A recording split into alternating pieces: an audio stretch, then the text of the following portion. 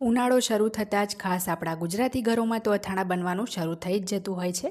પછી એ ગોળ કેરીનું હોય, કેરીનું મેથિયા એટલે કે ખાટું હોય કે પછી ગુંદાનું હોય, પણ અથાણાં વગર તો આપણા ગુજરાતીઓને ના જ ચાલે. તો આજે આપણે પરફેક્ટ માપથી કેરીનું ખાટું અથાણું બનાવતા શીખીશું. આ અથાણું મેં ખાસ આજે રેડીમેડ મસાલો વાપરીને જ બનાવ્યું છે. એનું કારણ શું છે એ પણ હું તમને આગળ વિડીયોમાં જણાવી દઈશ. તો વિડીયોની અંત સુધી જોવાનું ના ચૂકતા. તો ચાલો બનાવવાનું શરૂ કરીએ. તો અહીંયા મેં અથાણા માટે 2 કિલો રાજાપુરી કેરીના ટુકડા લીધા છે. આમાંથી હું 1 કિલોનું જ અથાણું બનાવીશ. 1 કિલોને હું ગોળ કેરીના અથાણા માટે વાપરીશ, પણ હું અલગ અલગ આંથવાને બદલે 2 કિલો અહીંયા ભેગા જ આંથી દઉં છું. પછી સુકાય એટલે વજનમાં અડધા અડધા કરીને હું લઈ લઈશ. તો બજારથી જ આ ચીરિયા હું કપાવીને લાવી છું. હવે એમાં 3 ટેબલસ્પૂન જેટલું આપણે મીઠું ઉમેરીશું. વજનમાં જુઓ તો 50 ગ્રામ એમાં મીઠું ઉમેર્યું છે અને 1 ટેબલસ્પૂન જેટલી હળદર ઉમેરીશું. અને સરસ આપણે કેરીના ચીરિયાને આ રીતના ઉછાળીને મિક્સ કરી લઈશું. જો તમે 1 કિલો કેરીના ચીરિયા આપતા હોવ તો તમારે 1.5 ટેબલસ્પૂન મીઠું અને 1/2 ટેબલસ્પૂન હળદરનો ઉપયોગ કરવો. તો આ રીતે સરસ ઉછાળી અને આપણે હળદર મીઠાવાળા કરી લેવાના છે અને ઢાંકીને એને 24 કલાક સુધી રહેવા દઈશું. દિવસમાં 2 થી 3 વાર જ્યારે પણ તમને યાદ આવે ત્યારે હલાવીને ઉપર નીચે કરી લેવા, જેથી ચીરિયા અંધાઈ જાય. તો એક દિવસ એટલે કે 24 કલાક પછી તમે જોઈ શકો છો ચીરિયા સરસ અંધાઈ ગયા છે અને ઘણું બધું પાણી પણ એમાંથી છૂટું પડ્યું છે. તો એને ફેંકવાને બદલે તમે ચણા મેથીનું અથાણું બનાવવામાં ઉપયોગ કરી શકો છો. તો હવે આપણે આ ચીરિયાને કોટનના કપડા ઉપર છૂટા સૂકવી લેવાના છે.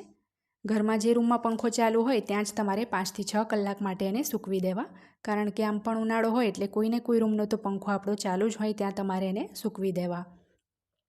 જો તમને બહુ જ ઉતાવળ હોય અને તમારે તડકે જ સૂકવવા હોય તો 1 થી 1.5 કલાક એને તડકામાં રાખવા. જો બહુ વધારે તડકે રાખશો તો પછી ચીરિયા હાર્ડ થઈ જશે, પણ હું તમને ભલામણ કરીશ કે એને 5-6 કલાક પંખા નીચે જ સૂકવવા. હવે અથાણા માટે આપણે તેલ ગરમ કરીશું. એના માટે આપણે 2 કપ જેટલું એટલે કે 400 ml જેટલું સિંગ તેલ લેવાનું છે.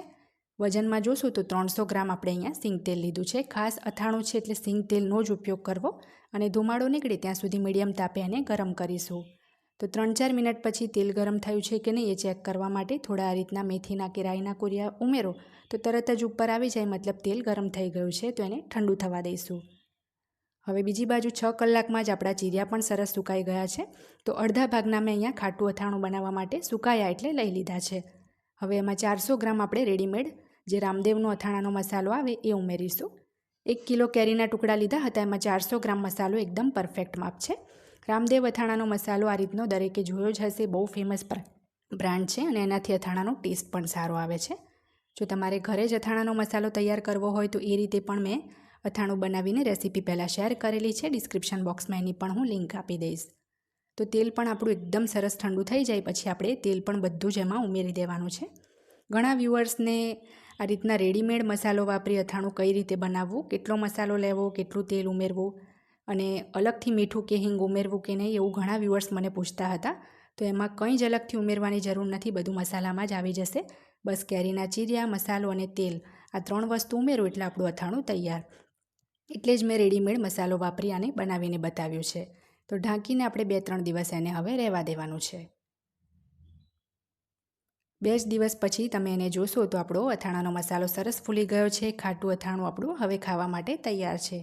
દિવસમાં 2 વાર મને જ્યારે પણ યાદ આવ્યું ત્યારે કોરા ચમચાથી એને મેં હલાવી લીધું હતું. તો આ અથાણાને હવે તમે કાચની બરણીમાં ભરી બહાર જ 1 વર્ષ સુધી રાખીને ખાઈ શકો છો.